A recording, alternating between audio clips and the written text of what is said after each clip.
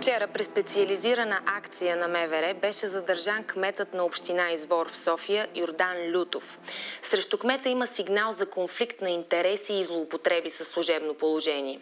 Куриозното е, че в момента на задържането кметът Лютов е откривал незаконен паметник на министър-председателя. Според запознати, с този паметник кметът е целял покровителството на премиера. Разследващите случаи работят по версията, че Лютов е търсил политически чадър, с който да прикрие своите злоупотреби.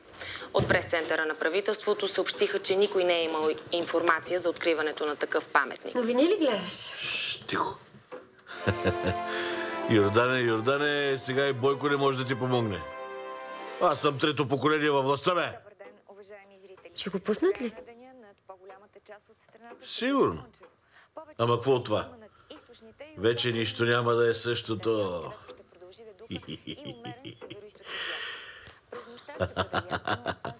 Старото куче Рангел, а?